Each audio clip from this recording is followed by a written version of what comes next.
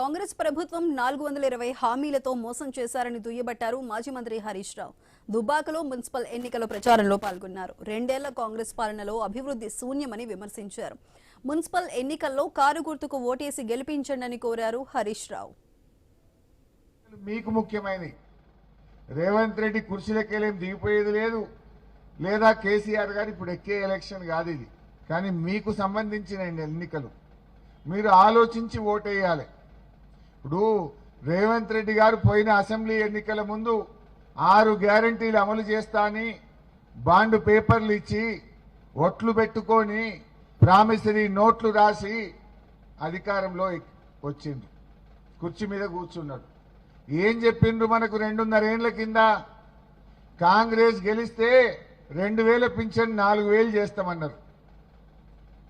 అక్క చెల్లెళ్లకు కేసీఆర్ కళ్యాణ లక్ష్మి ఇచ్చిండు, మేము తులంగా బంగారం కల్పిస్తాము అన్నారు. మహిళలందరికీ నెలకు 2500 జీతం పడ్డట్టు బ్యాంకులలో వేస్తాము అన్నారు. కేసీఆర్ 10,000 రైతు బంధు ఇచ్చిండు, మేము 15,000 ఇస్తాము అన్నారు. అన్నారా? అదేవిధంగా ఆడపిల్లలకు స్కూటీలు ఇస్తామన్నారు.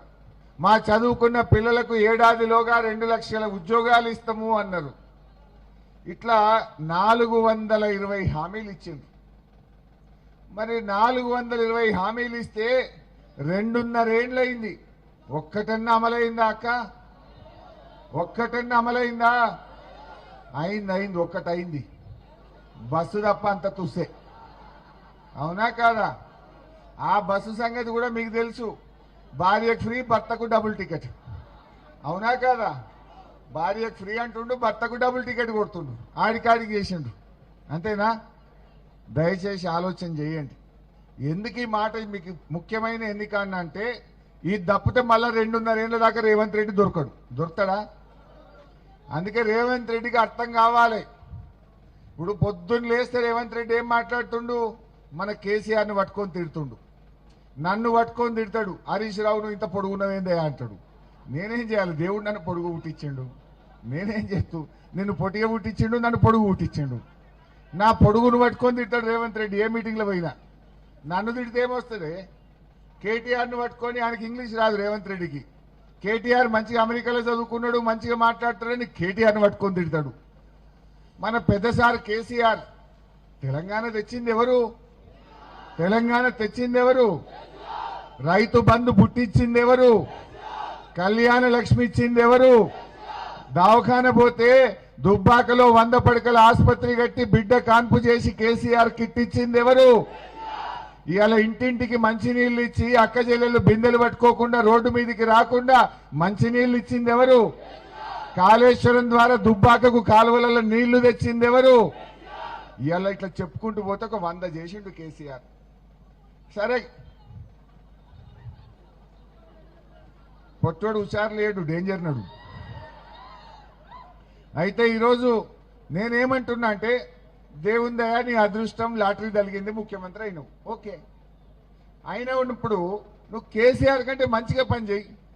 కేసీఆర్ 2,000 ఇచ్చిండు, నువ్వు 4,000. కేసీఆర్ కళ్యాణ లక్ష్మి ఇచ్చిండు, నువ్వు తులం బంగారమి. అరే కేసీఆర్ 10,000 రైతు బంధు ఇచ్చిండు, నువ్వు 15,000. కేసీఆర్ 24 గంటల కరెంట్ ఇచ్చిండు బాయికాడ, నీకెందుకు ఇయ్యే శాతం అయితే లేదు? మున్పటి లెక్క కరెంట్ వస్తుందా బాయికాడ?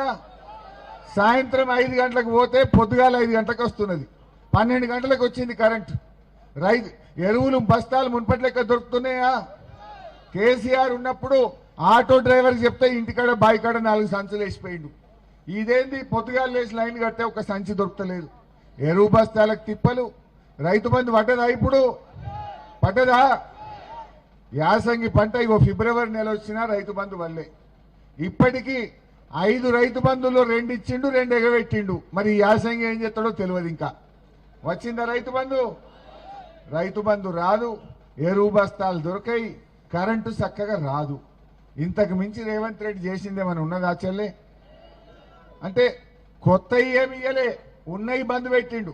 బతుకమ్మ చీరలు బంద్ అయినాయా లేవా? రంజాన్ తోఫా బంద్ అయిందా లేదా? దవాఖాన పోతే కేసీఆర్ కిట్ బంద్ అయిందా లేదా? మా బెస్తోళ్లకు ముదిరాజులకు శాప పిల్లల పథకం బంద్ అయిందా లేదా? మా గొల్ల కురుమోళ్లకు గొర్రె పిల్లలు ఇచ్చే పథకం బంద్ అయిందా లేదా? దళితులకు దళిత బంధు బంద్ అయిందా లేదా? పిల్లల ఫీజు రియంబర్స్మెంట్, చదువుకునే పిల్లలకు స్కాలర్షిప్లు ఫీజుల పైసలు కూడా బంద్ అయినాయి.